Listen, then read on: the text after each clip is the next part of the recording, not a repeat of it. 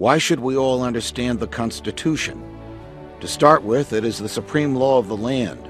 So all laws written by the Congress, by the state legislatures, and by all local governing bodies, and all acts undertaken by anyone, anywhere in the government that conflict with the Constitution, are unconstitutional and invalid.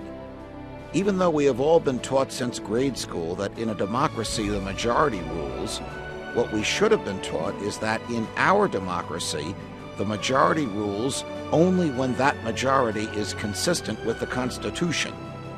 That's the reason that everyone in government, local, state, and federal, takes an oath to uphold the Constitution above all else in the law. The Constitution does more than just establish and define the federal government. It guarantees that no government can interfere with basic human liberties. We all know what these liberties are: freedom to think, to speak, to publish, to travel, to complain to the government, freedom to worship or not to worship, the right to defend yourself and your freedoms, the right to be left alone, the right to have a government that is fair and a government that defends your freedoms. The Constitution recognizes that those rights are integral to our humanity and imposes upon the government an affirmative obligation to defend them.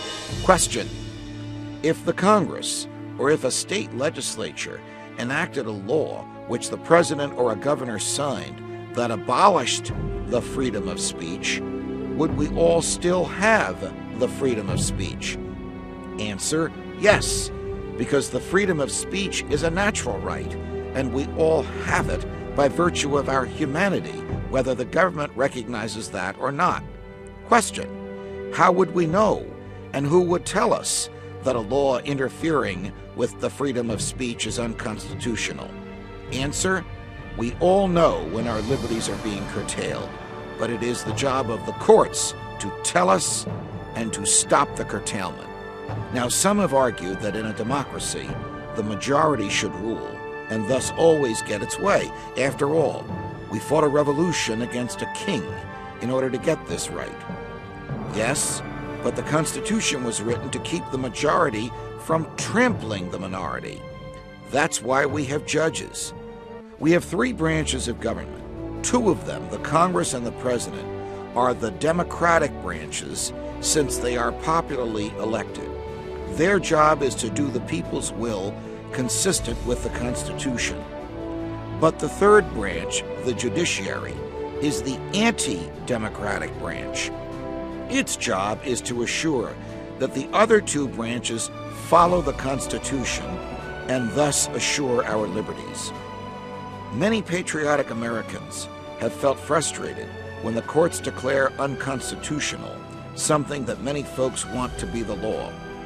But if the law violates the Constitution, it is the job of the courts to tell us so and to invalidate that law. Were this not so, then nothing could prevent a popular majority from writing laws that take the freedom and take the property of an unpopular minority. Throughout our history, we have seen periods of time when the system worked and periods of time when it did not.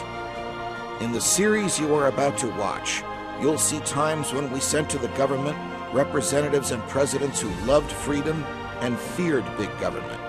They remembered, or they understood, what it was like to live under a king.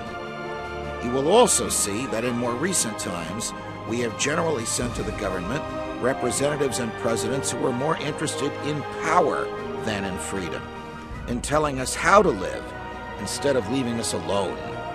How did this happen? Why did we lose freedom? Does the government today even remotely resemble the one the Constitution established in 1789?